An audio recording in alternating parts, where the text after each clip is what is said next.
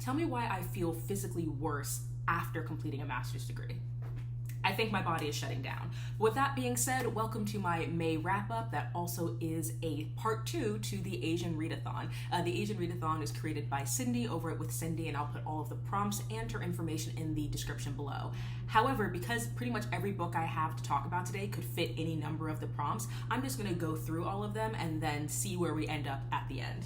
So the first book I want to talk about is The Souls of Yellow Folk by Wesley Yang. Now, I did an entire rant review on this book, so if you want all like my nitty-gritty details and emotional outbursts, you can check that out. But overall, my main issues with this book are: 1, the marketing. They chose this title, The Souls of Yellow Folk, because it's obviously a reference to The Souls of Black Folks, which is an amazing book by W.E.B. Du Bois. Now, the challenge with that is that, of course, comparing yourself to a great piece of literature could be a bit of a gamble, but I would have excused it if these essays had as much to do with Asian identity or Korean American identity or Asian maleness as they did with random other stuff. Only 2 or 3 essays in this entire book are even about Asian people. And in addition, these essays span from like 2008 to about 2015, 2016, which is fine. But when you have all of those things lumped together with absolutely no introduction or footnotes, no context onto what's happening at the time, I'm reading about, Battle Hymn of the Tiger Mother. Suddenly I'm reading about his rejection of society's standards by not having a job for a period of time. And then I'm reading, a really in-depth end of life, basically, interview with a thought leader who has a disability. It's all over the place, and we don't really get any context as to why he chose these specific essays to put in this book and how they weave together. And in addition, what made me so frustrated about it was there really is a through line in here if he was interested in that. The amount of conversation that is had in this book, even though it's kind of circling the point around mental health, around male anger at the world, but also that gets directed inward about this assumption about what society owes you as a man or what society owes you as an American and how that doesn't live up to expectations. Trigger warning, suicide, various physical and mental debilitating experiences that can affect your life. That could have been a really fascinating through line in this book. And yet it feels like this person, Wesley Yang, just shoved together a bunch of essays that they've written over the course of several years, many years of being a writer, put basically a clickbaity title on it and called it a day. And in addition, there are very specific things I took major issue with in this book in terms of certain ableist metaphors, in terms of the way he talked about women in this book, especially as they related to, or how they were related to specific school shooters. And when I say related, I don't mean like blood related, but in terms of being in their sphere. Like, there's a lot of stuff in here that I would have really appreciated some sort of context, even if he was like, yes, this essay I wrote in 2008 in which I somehow subtly blame Nikki Giovanni for a school shooting. You know what? I've thought differently about it. Or even I haven't thought differently about it. I still stand by this. It is what it is. Just some sort of framework or container around this work would have been so helpful. But if you want to hear all of those thoughts, you can go find that video, because this is my least favorite book I've read the entire year. Now, that being said, the rest of these books I loved, so let's just get that out of the way. Next, we have Minor Feelings, An Asian American Reckoning by Cathy Park Hong. This is really fascinating to me because this book is a memoir, also a larger exploration of Asian American, but specifically Korean American identity. And what I really loved about this book was I felt that she was so vulnerable and so open about the ways in which people of color, I know she's talking specifically about her community, but people of color can find ourselves seething in the resentment and the anger, find ourselves sometimes perpetuating some of the things that are inflicted against us as a form of survival. And I felt really called in a great way when she talked about some of the anger and some of the frustration around being kind of caught in between white people and people of color, because there are these people that argue for a variety of reasons that like Asians are next on the list of becoming white and Asians are practically white, the danger of the model minority, pitting Asian Americans against Black people, against Latinx people. She had this really fascinating section about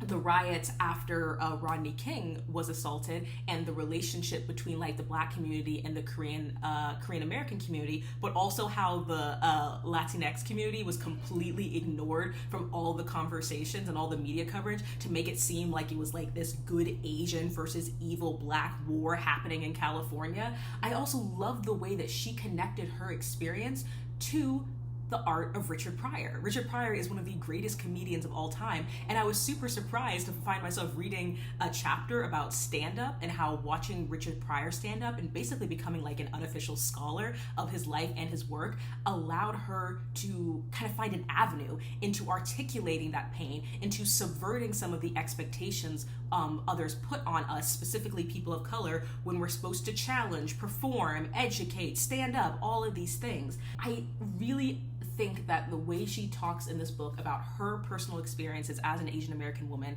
combined with larger trends, larger data, and just general observations of not just the way that minor feelings, the feelings of minorities, specifically Asian Americans, somehow end up getting dismissed by both spaces that claim to be anti-racist, but also spaces that are explicitly white supremacist, while also acknowledging the role that she herself and other people in her community have played in that kind of distancing from other people of color.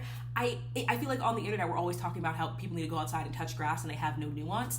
Even though I don't agree with every kind of conclusion she comes to in this book, I think that she so expertly balances the validity of her experience, the data that backs it up, with also kind of like the messy, broken, vulnerable, angry parts about surviving under white male supremacy in this country that I will admit, sometimes even I don't like to talk about publicly, because all people of color know that the smallest thing can be exploited against us and twisted to make it seem like we're the problem. So if you couldn't tell, I adored this book, and especially getting to read this book immediately after Souls of Yellow Folk, I was like, oh, right, art, literature, skill. This is one of my favorite books I've read this year.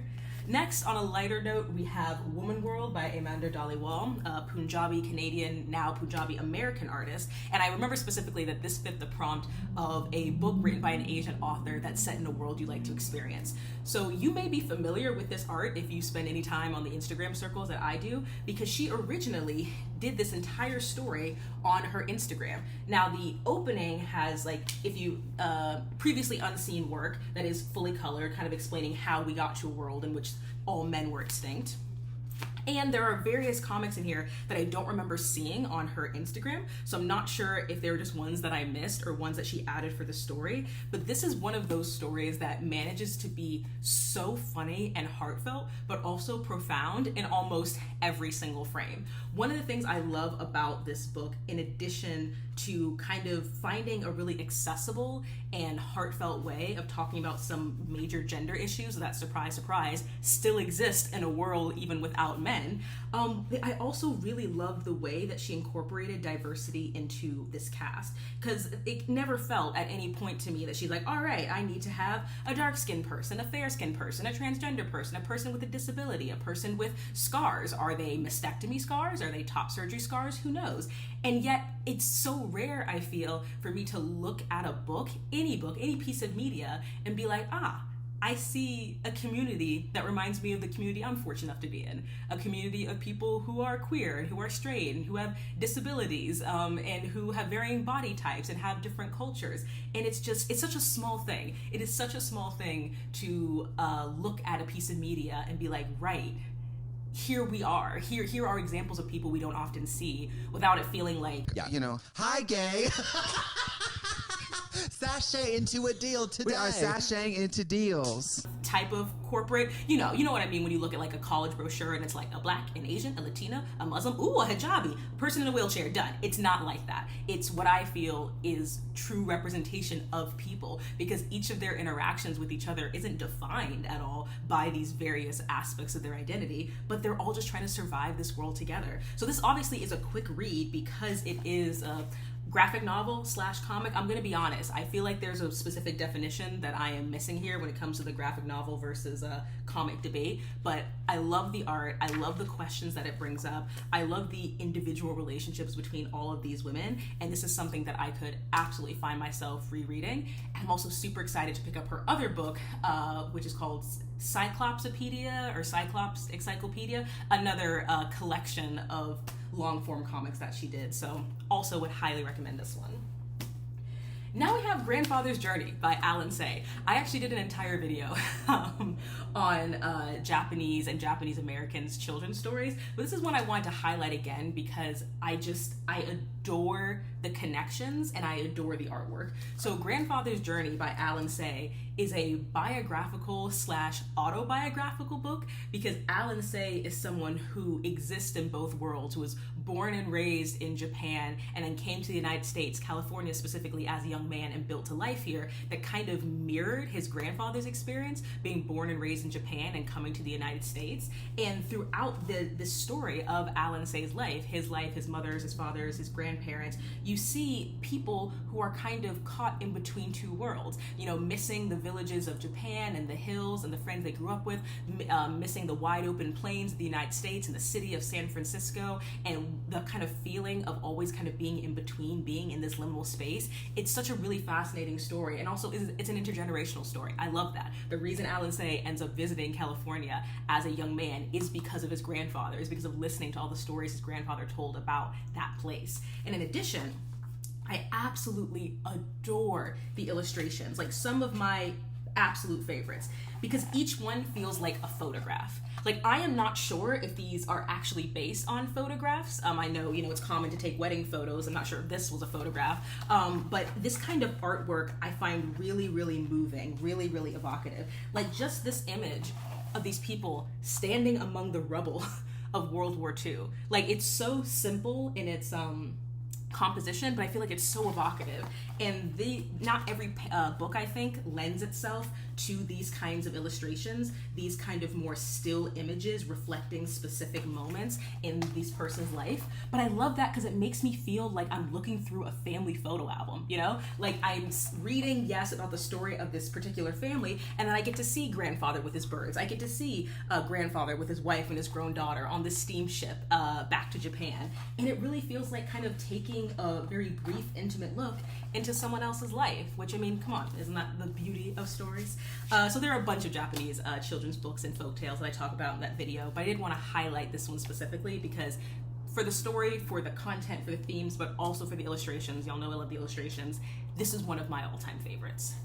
And now, to talk about the heftiest boy in the bunch, The Making of Asian America by Ericka Lee. Something that's really interesting about this is I was talking about this book with one of my friends, and she was like, Ericka Lee, as in the professor who's the director of the Immigration History Center? I was like, yes. She worked with her on a project years ago. She's like, she's brilliant. I'm like, she's brilliant. So don't be intimidated. It's a big boy. But this is one of the best nonfiction books I have ever read. Stay with me. The Making of Asian America starts all the way in like the 16th century, so like 1500s, maybe late 1400s, and then goes all the way to 2015 when it was published, although this version, as you can see, does have an extra section talking specifically about 2020 and, Kung flu and the Chinese virus and all the racism and xenophobia around COVID-19. And obviously, going through an entire history of Asian America is going to be a large task. But the reason I think that Ericka Lee succeeded in that is because she figured out a structure that, at least for me, worked very well. The first thing that she takes care to mention, which is something that I logically was aware of, but not until reading this book did I realize how common it was the fact that while lumping millions of people from tons of different countries and backgrounds under the one label of Asian for like political purposes and organizing purposes can be helpful, it often waters down the individual experiences, the individual nuances of people who fall under that label in the United States. So in addition to moving chronologically, which would make sense for a history, she also moves by category, because when we're talking about the coolie system, when we're talking about Japanese internment during World War II, when we're talking about the way that the civil rights movement inspired students in California to create the name Asian American as opposed to using the word Oriental, which is the way people had been lumping them together in the past, all of these things had a different effects on each community. Like, she talked about the ways in which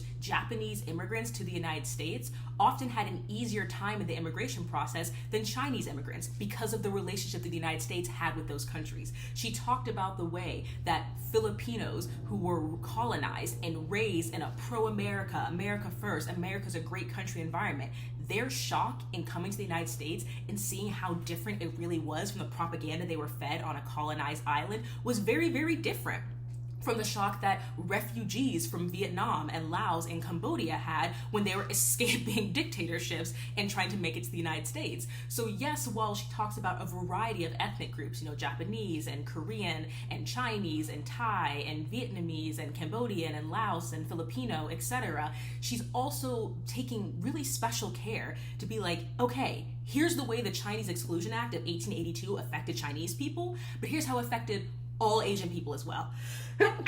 In addition, when she was talking about the agriculture system in California and the ways that certain groups of Asian American laborers were treated way worse than other groups because of the fairness of their skin or because of the association, again, with the home country. There's a lot of this idea of the perpetual foreigner, the idea that even if a person is an American citizen, or even if a person has for generations lived in America, that deep down, like let's use Ericka Lee, for example, she is a Chinese American. Because her great-grandparents came here from China, deep down, she's like secretly an agent for China. Like that horrible idea of like secret agents has been around for generations. So that was something I really loved about this book. I also love the way that she wove in personal stories and again, larger narratives. I know that I'm not going to remember every single family name, every single individual name, every single personal story about, individuals living in South America, Asian American individuals living in South America, being forced into the United States, being kicked out because of World War II and being treated like traitors,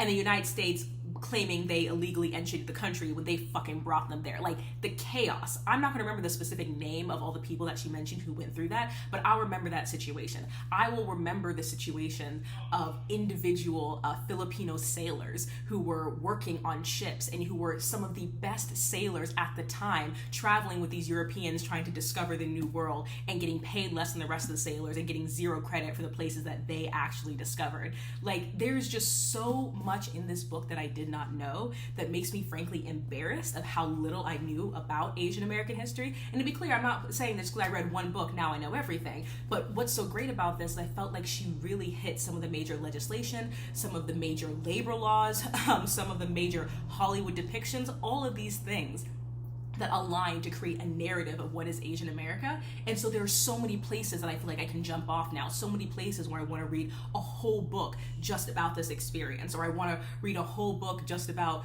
the ways in which Asian American immigrants and Asian immigrants often have transnational ties, whether it's they have family in another country, whether it's, one person is working here and sending money here, the ways that certain countries are trying to entice individuals back into their home country or to the home country of their parents or grandparents.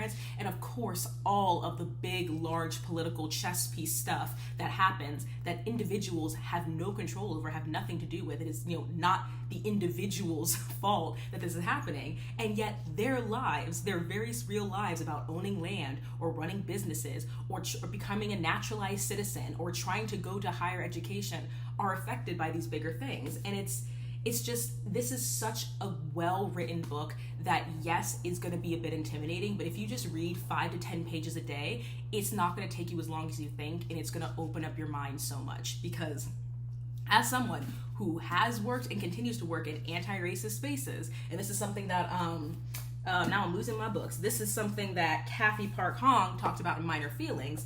Often I have found that anti-racist is just code for anti-black. As in, we're just going to talk about black people. Maybe a little sprinkling of Latina, maybe a little sprinkling of indigenous, and usually no Asian. And in terms, I mean history, politics, triumphs, tribulations, all of those things. So I think one of the reasons that I really resonated with this book, in addition to loving the structure, loving the inclusion of personal narratives, really appreciating the way that she took time to distinguish between each Asian country and Asian ethnicity and how these things interacted with each other, conflicted with each other, but also how these groups came together in various political and religious and organizing ways. I really appreciate the fact that she also made sure to kind of put this in a larger conversation with other groups of people of color in the United States. Like it is objectively a fact that the civil rights movement inspired some of the Asian American rights movements in the 60s. Like, it is absolutely a fact that you could see certain cross-racial coalitions, cross-racial relationships